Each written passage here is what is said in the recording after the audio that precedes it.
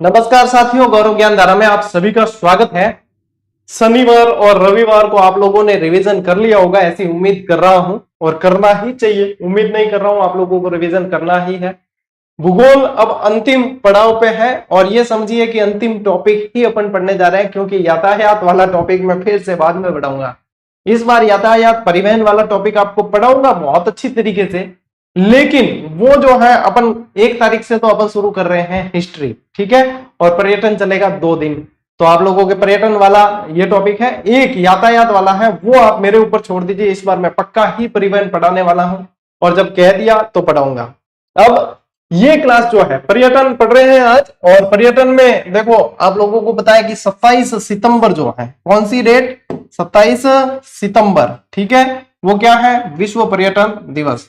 27 सितंबर जो है विश्व पर्यटन दिवस है, ठीक है। 27 सितंबर को ही मैं राजकीय सेवा में आया था।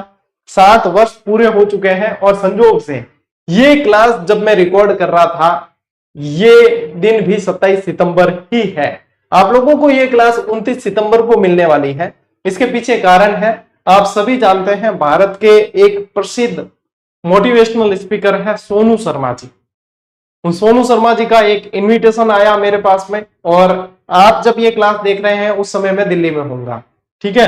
तो आप लोगों की प्रति जो मेरी जिम्मेदारी है, मेरी जो नैतिक जिम्मेदारी है कि आप लोगों को नियमित रहने के लिए मैं कह रहा हूं, तो सबसे पहली चीज कि उसके लिए मैं जो है नियमित रहूं, यानी कि क्लास आपको इसीलिए दी जा रही है कि नियमितता आपकी टूटे नहीं, ठीक है। अब 30 तारीख को अपन फिर से लाइव जुड़ेंगे, क्योंकि 29 को जो है मैं दिल्ली में होऊंगा और अपने सोनू शर्मा जी का इनविटेशन आया मेरे लिए और अपने पूरे जीजीडी परिवार के लिए। सौभाग्य की बात है कि भारत के जाने माने प्रसिद्ध मोटिवेशनल स्पीकर राजस्थान में से, इतने एजुकेटर्स में से यदि अपने को इनवाइट करते हैं तो निश्चित रूप से अपन ने कुछ ना कुछ कमाया है। जरूरी नहीं कि हर इंसान पैसा ही कमाए, पेड कोर्स ही बेचे, लेकिन अपन ने कुछ तो कमाया है, तब दिल्ली के इवेंट्स में अपने को बुलाया जाता है। और ये सब आप सभी की बदौलत ही हुआ है साथियों। ये प्रेम बना के रखना, मैं आप लोगों के साथ में ऐसे ही जुटा रहूंगा, डटा रहूंगा, ठीक है। तो आज मैं जब रिकॉर्ड कर रहा हूं तब 27 सितंबर ही है, विश्व पर्यटन दिवस के दिन ही रिकॉर्ड कर रहा हूं। और मेरे राजकीय सेवा में भी जो है 7 वर्ष पूरे हो चुके हैं, और अब तो मेरे कई सारे स्टूडेंट्स के भी राजकीय सेवा में प्रोबेशन कंप्लीट हो चुके हैं। चलिए पर्यटन का ये टॉपिक शुरू करते हैं, बहुत इंटरेस्टिंग है और इसमें से सवाल भी बड़े अच्छे बनते हैं। अच्छा, आज की क्लास में के बारे में बता दूं कि इसमें मैं डिटेल पढ़ाने वाला हूं आप लोगों को, ठीक है।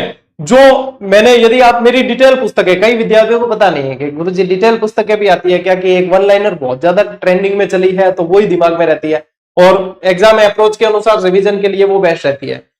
सेकंड ग्रेड की जो मैंने गाइड दी थी, बहुत बढ़िया तरीके से उसमें डिटेल कवर की थी और इस तरीके से की थी कि उसको पढ़ना भी रोचक रहे और आसान भी रहे। उसी के आधार पे मैं ये क्लास ले रहा हूं और यही डिटेल वॉल्यूम जो है इसी तरीके के अब फर्स्ट ग्रेड में भी अपन प्रोवाइड करवाने वाले, सेकंड ग्रेड जो नया सिलेबस आया उसमें भी प्रोवाइड करवाने वाले हैं। तो ये क्लास आप लोगों को कई सारे इसमें फैक्ट्स एक्स्ट्रा मिलेंगे, उसको नोट कर लेना। चलिए शुरू करते हैं साथियों। देखो ये चीजें बेसिक, पहले तो पर्यटन के बारे में पूछी जाती है। ये जो आप देख रहे हैं ये है पर्यटन का लोगो, ठीक है। अब लोगों से प्रश्न बनता है, देखो सबसे पहले तो देखो यहाँ पे आप लोगों को ये ब्लैक क्या दिख रहा है, ऊंट पर बैठी हुई दंपति दिख रही है, तो ये भी ध्यान रखना है, पूछ सकते हैं ऊंट पर बैठी दंपति, ठीक है। तो ये भी आप लोगों को पूछ सकते हैं। अब वैसे जो है ऊंट पर बैठी दंपति किसके लिए अपने क्या प्रसिद्ध है, ढोला मारू, क्या प्रसिद्ध है, ढोला मारू, तो ये भी ध्यान रखना है अपने को। चलिए पहली चीज क्या है, पर्यटन का लोगो क्या है। अब आप लोगों को यहाँ पे क्या दिखता है पर्यटन के लोगो में, ये देखो ये जो लाइन दिखती है ये पर्यटन का लोगो कहलाता है, राजस्थान टूरिज्म। और ये जो लिखा हुआ है, तो ये क्या लिखा हुआ है, पधारो मारे देश, ठीक है, पधारो मारे देश। और यही चीज जो है आपको सबसे पहले पूछी जाती है पर्यटन के अंदर। फिर पूछते हैं पंचवाक्य। तो पंचवाक्य में देखो यहाँ पे आप लोगों को क्या लिखा दिख रहा है, राजस्थान भारत का अतुल्य राज्य, यही है पंचवाक्य, राजस्थान भारत का अतुल्य राज्य, ये है आपके पंचवाक्य, ठीक है। यदि कंप्लीट लोगो देखे तो मैंने यहाँ पे शामिल किया और लोगो आप लोगों को यहाँ पे शामिल कर लिया है, तो अच्छे से देख सकोगे, ठीक है। पर्यटन की दृष्टि से राजस्थान क्या कहलाता है, पर्यटन की दृष्टि से यानी पर्यटन का क्या महत्व है, जब टूरिस्ट आएंगे तो पर्यटन है, टूरिस्ट को बोला जाता है सैलानी, तो राजस्थान को बोलते हैं सैलानियों का स्वर्ग। क्या बोलते हैं राजस्थान को? सैलानियों का स्वर्ग बोला जाता है। सैलानियों का स्वर्ग बोलते हैं राजस्थान को। विश्व पर्यटन दिवस कब है बेटा? मोस्ट इंपॉर्टेंट है 27 सितंबर। ठीक है, आप लोग क्लास देख रहे हो 29 सितंबर को, और मैंने ये क्लास रिकॉर्ड की है 27 सितंबर को भी, संजोग देखिए। ठीक है, और भारतीय पर्यटन दिवस, ये तो विश्व पर्यटन दिवस है, और भारतीय पर्यटन दिवस पूछे तो ध्यान रखना 25 जनवरी को मनाया जाता है। कब मनाया जाता है? 25 जनवरी को। अब ये मोस्ट इंपॉर्टेंट चीज है कि आप लोगों को पूछेंगे कि पर्यटन को उद्योग का दर्जा कब दिया गया। पर्यटन जो है एक तरीके से निर्धूम उद्योग है। कैसा उद्योग है? निर्धूम उद्योग है, यानी जिसमें कोई धुआं नहीं है, जिसमें कोई धुआं नहीं है। वैसे मैं देखता हूं धुआं उठता है, क्योंकि देखो आपने कोई रिश्तेदार घूमने चला गया या आपने घूमने चला गया, आप फोटो गालिया रील बनाई तो धुआं तो उठेगा। ठीक है, तो ऐसे निर्धूम उद्योग है, लेकिन ऐसा धुआं उठता है तो दिखता नहीं है, सिर्फ महसूस होता है कि धुआं उठा है, कहीं ना कहीं आग लगी है। तो याद ध्यान रखना, पर्यटन को उद्योग का दर्जा कब दिया गया है? ये दिया है बेटा 4 मार्च 1989 को। और इसमें समिति भी पूछते हैं कि कौन सी समिति से इसको पर्यटन का उद्योग का दर्जा दिया है, तो वहां पे याद रखोगे आप मोहम्मद यूनुस समिति। क्या ध्यान रखोगे? मोहम्मद यूनुस समिति के द्वारा जो है ये दर्जा दिया गया है। ठीक है, ये मोस्ट इंपॉर्टेंट चीजें हैं। फिर देखो राजस्थान की पहली पर्यटन नीति जो है वो कब आई है? राजस्थान की पहली पर्यटन नीति कब लागू की गई है? ये आप लोगों को पहली बात की है, तो पहली चीज में पहला ही नंबर ध्यान रखना है 1, और 1 रखा है तो फिर ध्यान रखो 2001। फिर क्या ध्यान रखोगे? 2001। और नवीनतम पूछेंगे तो ध्यान रखना 2020 2020, और डेट पूछ ले तो 9 सितंबर 2020। और पहली नीति के अंदर 2001 ध्यान रखना है। ये चीजें आप लोगों को तुरंत ही याद हो जानी चाहिए, मोस्ट इंपॉर्टेंट है भैया। ठीक है, चलिए स्क्रीनशॉट लो, आगे बढ़ेंगे। ठीक है, देखिए राजस्थान में सर्वाधिक देशी पर्यटक कहां आते हैं? सर्वाधिक देशी पर्यटक, देशी मतलब बिल्कुल है बीड़ी पीता हुए, देशी नहीं मतलब देशी यानी कि देश में रहने वाले, भारत के अंदर रहने वाले पर्यटक राजस्थान में सबसे ज्यादा किन स्थलों पे आते हैं? तो नवीनतम आंकड़ा जो आया है उसके अनुसार नंबर 1 सीकर आते हैं, और दूसरे नंबर पर चित्तौड़गढ़ आते हैं। दूसरे नंबर पर कहां आते हैं? चित्तौड़गढ़ आते हैं। अब बताइए सीकर क्यों आते हैं? क्योंकि खाटू श्याम बाबा जो है सभी के हृदय में बसते हैं और यहां दर्शन करने के लिए आते हैं। तो बोलो 3 बाण के धारी की जय। 3 बाण के धारी 3 बाण चलाओ ना, मुश्किल में है दास तेरा अब जल्दी आओ ना। तो खाटू श्याम बाबा के दर्शन करने के लिए सीकर जो है देशी पर्यटक सबसे ज्यादा आते हैं, उसके बाद में चित्तौड़गढ़ आते हैं। विदेशी पर्यटक देखो फॉरेन में बैठा बैठा यदि सर्च करी कि अपन राजस्थान घूमने चालनो है, तो अपन भी कहीं फॉरेन में चले जाए तो अपन भी किसी के अंदर वहां पे जाके सर्च करें तो अपने सबसे पहले कैपिटल देखते हैं उसकी। तो ये भी बाहर से देखते हैं कि इसकी कैपिटल क्या है, जयपुर। फिर देखते हैं जयपुर में घूमने की जगह है क्या हाँ बहुत है, बढ़िया। तो सबसे ज्यादा जो विदेशी पर्यटक है वो कहाँ आते हैं? पहले नंबर पे तो जयपुर जाते हैं, फिर जाते हैं उदयपुर। और दोनों जगह क्यों जाते हैं ये बताने का मेरे हिसाब से काम नहीं पड़ना चाहिए। फिर देखो राजस्थान में आने वाले सर्वाधिक विदेशी पर्यटक, इसमें भी आंकड़ा चेंज हो गया। पहले फ्रांस और जर्मनी पढ़ते थे, है ना, जर्मनी और फ्रांस पढ़ते थे, लेकिन अब आप लोगों को ध्यान रखना है नंबर 1 पे तो आते हैं यूएसए से, फिर आते हैं यूके से, यूनाइटेड किंगडम। ठीक है, फिर आते हैं जर्मनी से, नंबर 3 पर जर्मनी से आते हैं, और फिर आते हैं फ्रांस से। अब ये नवीनतम आंकड़ा ये है। यदि आपके पास भी पुराना आंकड़ा लिखा हुआ है तो इसको अपडेट कर लेना, नई चीजों के साथ में आगे बढ़ना पड़ेगा। भारतीय पर्यटन विकास निगम, जिसको बोला जाता है आईटीडीसी, इनके अधीन ही सारी जो गतिविधियां वगैरह संचालित होती है। तो भारतीय पर्यटन विकास निगम की स्थापना कब की गई है? तो ये ध्यान रखना आप लोगों के अक्टूबर 1956 में की गई है। कब की गई है? अक्टूबर 1956 के अंदर। और आईटीडीसी के 2 क्षेत्रीय कार्यालय भी राजस्थान में है। ये भी दोनों ध्यान में रखने आप लोगों को। राजस्थान के अंदर इसके 2 क्षेत्रीय कार्यालय भी है, आप लोगों को ध्यान रखने हैं, जिसमें एक तो है आपके उदयपुर में, और एक है जोधपुर के अंदर। एक है जोधपुर में, ये क्षेत्रीय कार्यालय है। फिर देखो राजस्थान पर्यटन विकास निगम यानी आरटीडीसी, जिस तरीके से आईटीडीसी काम करता है उसी तरीके से आरटीडीसी भी काम करता है। तो आरटीडीसी की स्थापना जो की गई है साथियों वो 1978 में की गई है, लेकिन इसने काम शुरू किया 1 साल बाद। तो ये काम जो शुरू हुआ है, कार्य प्रारंभ किया है, वो 1 अप्रैल 1979 में किया है। दोनों चीजें ध्यान रखनी है, दोनों ही चीजें आप लोगों को ध्यान में रखनी है। और राजस्थान टूरिज्म जो ऐप है उसकी एक ब्रांड एम्बेसडर मैं बता रहा हूं, वो अच्छे तरीके से याद कर लेना। इनका नाम है करिश्मा हाडा। इनका क्या नाम है? करिश्मा हाडा नाम है। ठीक है, बेसिक जानकारी है बेटा, अच्छे से याद करनी है इन चीजों को। लीजिए स्क्रीनशॉट लो फटाफट से। चलिए अब देखो राजस्थान राज्य होटल निगम लिमिटेड। अब यदि पर्यटक आएंगे तो कहां रुकेंगे? होटलों में रुकेंगे। तो इनकी एक रेगुलेटरी होती है, इनके एक नियम होते हैं, कायदे होते हैं, जो किसके अधीन रहते हैं?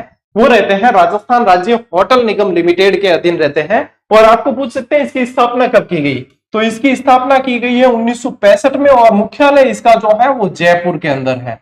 मुख्यालय इसका कहां है? जयपुर के अंदर है। राजस्थान राज्य होटल निगम लिमिटेड, जिसको बोला जाता है RSHCL। ठीक है, फिर ध्यान रखना Rajasthan institute of tourism and travel management, इसके बारे में भी पूछेंगे कि इसकी स्थापना कब की गई। तो इसकी स्थापना 1996 में की गई है, और इसका भी मुख्यालय जयपुर के अंदर है। पर्यटन से जुड़ी हुई है, और पूरा का पूरा जो है ये पर्यटन के अंदर क्या क्या चीजें करनी चाहिए उसके मैनेजमेंट को और टीचिंग से रिलेटेड रहती है, ट्रेनिंग और उनसे रिलेटेड। ठीक है, राजस्थान पर्यटन सलाहकार मंडल की स्थापना ध्यान रखो सन 2000 के अंदर इसकी स्थापना की गई।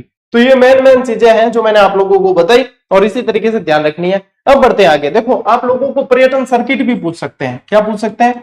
पर्यटन सर्किट पूछ सकते हैं कि राजस्थान में पर्यटन सर्किट कितने हैं? तो वो है 10। ठीक है, ये मैप अभी आप लोगों को दिखेगा नहीं, वैसे वन लाइनर के अंदर मैंने मैप दे रखा है, ये इतना क्लियर नहीं दिखेगा, लेकिन पूरे 10 पर्यटक सर्किट जो है वो मैं आज पढ़ाने वाला हूं। उससे पहले कुछ अच्छी चीजें ध्यान में रखो। राजस्थान फिल्म पर्यटन प्रोत्साहन नीति 2022 आई थी एक, और हो सकता है कि इससे प्रश्न आगे बढ़े आप लोगों के। ठीक है, तो इसके तहत जो है राजस्थान के पसंदीदा फिल्म डेस्टिनेशन के रूप में बढ़ावा देने के लिए राजस्थानी फिल्मों की शूटिंग को प्रोत्साहन और सरलता से अनुमति प्रदान करने के लिए वित्तीय वर्ष 2023-24 में 6 फिल्म सूटेबिलिटी सर्टिफिकेट जारी किए गए थे। और ये चीज जो है आप लोगों को पूछी जा सकती है। ठीक है, ये चीज पूछी जा सकती है, क्योंकि मैंने पहले ही कह दिया था कि मैं थोड़ा सा डिटेल की तरफ आपको लेके जाऊंगा, क्योंकि आगामी एग्जाम को क्रैक करना है तो अपन को नई चीजों को ग्रहण करते हुए और अपने आप के दायरे को बढ़ाते हुए ही आगे बढ़ना पड़ेगा, क्योंकि संकीर्णता घातक है अभी इस समय। ठीक है, चलिए स्क्रीनशॉट लीजिए, फिर बढ़ते हैं आगे।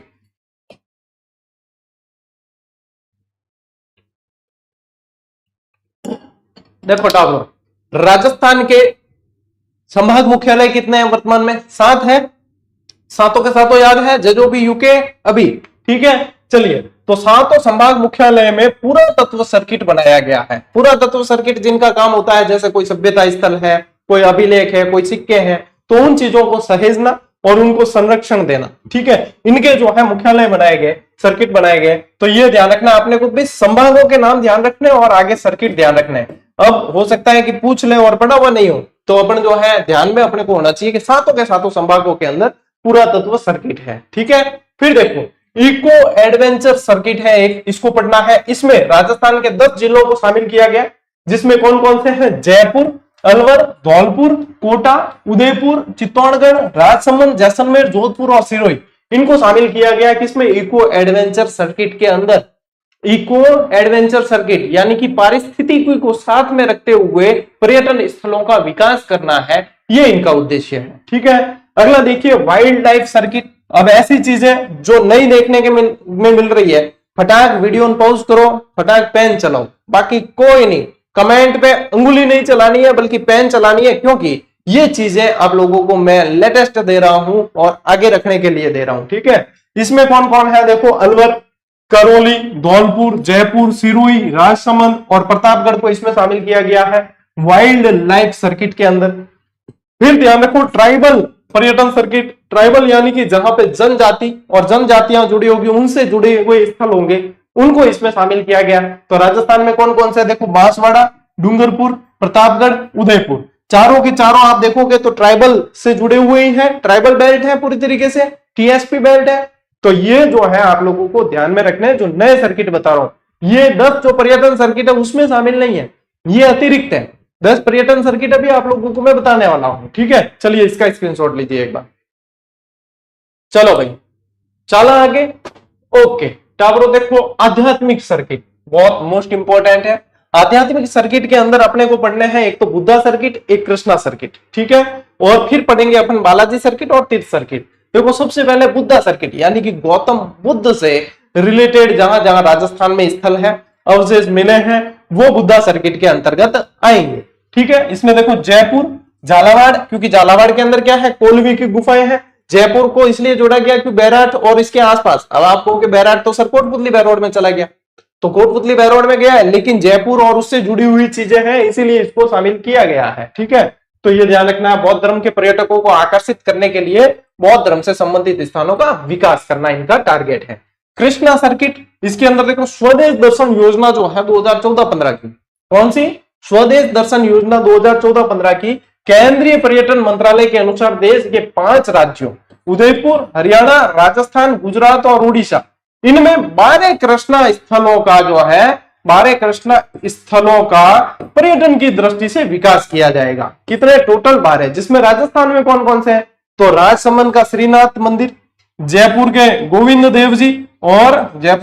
देव जी गलता जी और कनक वृंदावन, सीकर में खाटू श्याम जी, ये मंदिर जयपुर के और अपने राजस्थान के इसमें शामिल है। राजस्थान में कहां से है, राजसमंद से है, जयपुर से है और सीकर से है। तो ये अपने को ध्यान रखना है, राजस्थान में इन मंदिरों को शामिल किया गया है। टोटल कितने अपने ध्यान रखना है, 12 कृष्णा स्थलों को शामिल किया गया है, ठीक है। बालाजी सर्किट, यानी बालाजी से जुड़े हुए फैक्ट आएंगे इसमें। तो राजस्थान के संदर्भ में ध्यान रखना है अपने को कि सालासर बालाजी चूरू, पांडुपौल बालाजी अलवर और मेहंदीपुर बालाजी दौसा, ये तीनों इसके अंदर अपने शामिल किए गए हैं बालाजी सर्किट। और एक सामोदवीर हनुमान जी जयपुर, ये चारों के चारों शामिल हैं।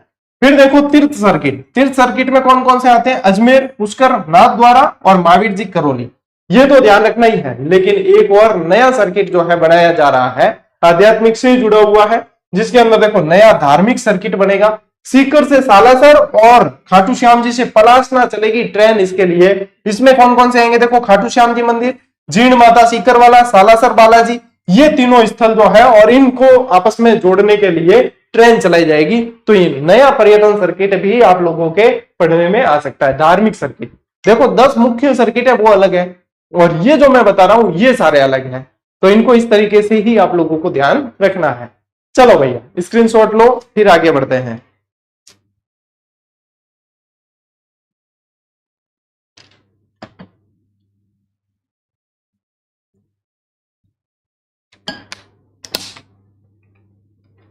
चलो साहब, अब पढ़ा प्रमुख ट्रायंगल, त्रिकोण, और इनसे प्रश्न आप लोगों ने मेरे को बताने की आवश्यकता नहीं है, क्योंकि आप लोग खुद जो है देखो कंपटीशन एग्जाम की तैयारी करने वाले छोरे छोरियां जो भी हैं वो सारे के सारे विद्वान और विदुषी हैं, ठीक है। तो मेरे को बताने की आवश्यकता ही नहीं पड़नी चाहिए। आजकल तो टाबर बताओ माने कि गुरुजी इस तरीके से ट्रेंड चल रहा है। तो ये तो आप लोगों को पता ही है कि त्रिकोण से संबंधित प्रश्न बड़े पूछे जा रहे हैं। तो देखो टाबरों, ट्रायंगल, मरु त्रिकोण, इसको मोस्ट इंपोर्टेंट कर देना। इसमें है भैया JJB, क्या है, JJB, यानी जैसलमेर, जोधपुर और बीकानेर। और साथ ही साथ ध्यान रखो एक चीज मैं लिखकर बता रहा हूं आप लोगों को, बाड़मेर को भी इसमें शामिल किया गया है। प्रश्न जिस दिन बन जाएगा उस दिन जो है आप ऑफिशियल तरीके से मान लोगे कि हाँ वैसे बाड़मेर को इसमें शामिल किया जा चुका है। तो ये ट्रायंगल के अंदर 4 डेस्टिनेशन आते हैं। वैसे प्रमुख रूप से आपको ये ध्यान रखना है, JJB, जैसलमेर, जोधपुर और बीकानेर। फिर है एक स्वर्णिम त्रिकोण, इसके अंदर आते हैं आपके दिल्ली, आगरा और जयपुर। क्या आते हैं, दिल्ली, आगरा और जयपुर आते हैं। ये मैंने यहां पे क्या बता रखा है, ये है आप लोगों के मरु त्रिकोण। ये क्या है, मरु त्रिकोण, मरु त्रिकोण, मरु सर्किट भी बोल देते हैं, ठीक है ये। और फिर देखो एडिशनल इसके अंदर जो है बाड़मेर भी शामिल किया जा चुका है, जो आने वाले समय में पूछा जाएगा। तीर्थ सर्किट ये ऑलरेडी अपन ने लास्ट स्लाइड पे पढ़ा है। इको टूरिज्म सर्किट, इसके अंदर ध्यान रखना सरिस्का, झालाना, कुंभलगढ़, माउंट आबू क्षेत्र, ये भी अपने पढ़ा है। और इसमें जो है मैंने अब डिटेल जोड़ दी। वहां पे अलवर, जयपुर और ये राजसमंद ऐसे बताया था, अब सरिस्का, जालाना, कुंभलगढ़ और माउंट आबू क्षेत्र ये बताया है। ठीक है, चलिए अब बढ़ते हैं आगे। अब देखो साथियों, आपके रोपवे यानी कि रज्जू पथ, क्या पढ़ रहे हैं अपन? रोपवे यानी कि रज्जू पथ अपने को पढ़ने हैं। और रोपवे से आप लोगों के बहुत सारे प्रश्न बनते हैं। देखो, किसी ऊंचाई पर स्थल जो है वहां पे जाने के लिए ये रोपवे ट्रॉलियां लगाई जाती है, इनको ही बोलते हैं। रज्जू पथ से प्रश्न बनेगा तो थोड़ा सा नयापन लगेगा कि हाँ भाई कुछ नया है प्रश्न के अंदर। बाकी आपको ध्यान रखना है ये रोपवे से संबंधित प्रश्न। ठीक है, अब देखो सबसे पहला रोपवे कौन सा है ये पूछा था सबसे पहले, तो सुंदा माता रोपवे है, वो राजस्थान का सबसे पहला रोपवे है जो जालोर जिले के अंदर पड़ता है। ठीक है, कहां पड़ता है? जालोर जिले के अंदर। 2006 में जो है इसको शुरू कर दिया गया था। वर्तमान में व्यवस्थित तरीके से एकदम संचालित जो है, निर्माणाधीन को छोड़ दिया जाए तो 7 रोपवे आपके बिल्कुल पूरी तरीके से संचालित है। और कौन कौन से हैं इनकी डिटेल जो आप लोगों को पूछी जानी है वो मैंने शामिल कर दिया। तो देखो सबसे पहला कौन सा है? सुंदा माता रोपवे। सुंदा माता के संबंध में ध्यान रखना, इन्हें अघटेश्वरी माता के रूप में भी जाना जाता है। अघटेश्वरी माता के रूप में भी जानते हैं। सुंदा माता कंजर्वेशन जो है वो भालू रिजर्व है, जसवंतपुरा की पहाड़ियां भालू रिजर्व है, ये ध्यान रखना। ठीक है, बीनवाल जानवर के अंदर पड़ता है। लंबाई कितनी है? 800 मीटर। लंबाई कितनी है इसकी? 800 मीटर है। और राजस्थान का पहला रोपवे 20 दिसंबर 2006 को प्रारंभ किया गया था। कब किया गया था? 20 दिसंबर 2006 को प्रारंभ हुआ था। दूसरा रोपवे कौन सा है? मनसापूर्ण करनी माता रोपवे उदयपुर का। ठीक है, एफएस देखिए ना आपने, फतेह सागर झील, फतेह सागर झील के पास ही है ये। इसकी शुरुआत की गई 8 जून 2008 को और ये है 387 मीटर। ये कितना है? 387 मीटर जो है इसकी लंबाई है। ठीक है, तीसरा है सावित्री माता रोपवे, पुष्कर अजमेर में पड़ता है और 3 मई 2016 को प्रारंभ इसको किया गया है और इसकी लंबाई कितनी है? 700 मीटर है साथियों। इसकी लंबाई कितनी है? 700 मीटर। चौथा सामोद वीर हनुमान जी मंदिर जो आपके चौमू के अंदर पड़ता है, जयपुर में, और शुरुआत की गई है 25 मई 2019 को और इसकी जो लंबाई है वो 400 मीटर है। कितनी है बेटा? 400 मीटर इसकी लंबाई है। पांचवा देखो अन्नपूर्णा माता रोपवे जयपुर का है, इसकी लंबाई है 436 मीटर। ये कितनी है? 436 मीटर है। अन्नपूर्णा माता मंदिर से कोले के हनुमान जी मंदिर तक संचालित है और ये ध्यान रखना ये राजस्थान का पहला स्वचालित रोपवे है। ये कैसा है? राजस्थान का पहला ऑटोमेटिक, स्वचालित यानी कि ऑटोमेटिक रोपवे है। ठीक है, छठा देखिए नीमच माता रोपवे उदयपुर में, उद्घाटन 22 जनवरी 2024 को गुलाबचंद कटारिया द्वारा किया गया। इसकी लंबाई है 430 मीटर। कितनी है? 430 मीटर है। और सातवां ध्यान रखो जीण माता रोपवे सीकर के अंदर है और ये जीण माता मंदिर से काजल सीकर माता मंदिर तक है। उद्घाटन 10 अप्रैल 2024 को किया था और इसकी लंबाई है 500 मीटर। लंबाई कितनी है? 500 मीटर है। तो देखो लंबाई के अनुसार भी आप लोगों को यदि क्रम पूछे, आपको बनने के अनुसार क्रम पूछे तो सब तरीके से आप लोग प्रश्न कर सकते हो। और आप लोगों को स्थान के अनुसार पूछ ले, कैसे भी पूछेंगे तो आप प्रश्नों को कर लोगे बहुत अच्छी तरीके से, ये मैं जानता हूं। ठीक है, तो ये चीजें आप लोगों के लिए मोस्ट इंपॉर्टेंट है। चलिए आज की क्लास साथियों शॉर्ट एंड स्वीट है क्योंकि ये 27 तारीख को मैं रिकॉर्ड कर रहा हूं और जस्ट इस क्लास को रिकॉर्ड करने के बाद मुझे निकलना है दिल्ली के लिए। अब क्यों जाना है, किसने बुलाया है, ये आप लोगों को बता चुका हूं, लेकिन चूंकि क्लास डेली आनी चाहिए और वही चीज जो 40-45 मिनट में मैं करवाने वाला था वो मैंने 25 मिनट में करवा दिया है। ठीक है, अब पर्यटन सर्किट जो 10 के 10 है वो और इससे संबंधित अन्य जानकारी, कल जो क्लास आएगी 30 तारीख वाली वो लंबी होगी और उसमें अपन पूरी डिटेल सारी की सारी पूरी पढ़ने वाले हैं। तो वहां पे आप लोगों को चिंता नहीं करनी है, आप लोगों की जिम्मेदारी, आप लोगों की टेंशन अब मेरी टेंशन है। बस आप लोग तो ऐसे प्रेम बना के रखना और ये क्लास जो है नियमित आप लोगों को देखनी है क्योंकि मैं भी आप लोगों की नियमितता के लिए हर भरसक प्रयास कर रहा हूं। बस यदि ईश्वर ने स्वास्थ्य सही रखा ना तो आप लोगों की नियमितता में मैं खलल नहीं आने दूंगा। ठीक है, व्यवधान नहीं आने दूंगा, बस स्वास्थ्य ठीक रहना जरूरी है। बाकी इसके अलावा मैं आप लोगों के बिल्कुल ही व्यवधान नहीं आने दूंगा, ये पूरी कोशिश की जा रही है। ठीक है, तो आज की इस क्लास में साथियों इतना ही। अब मिलते हैं अपन अगली क्लास में अगले सेशन के अंदर, तब तक के लिए राम राम, जय हिंद।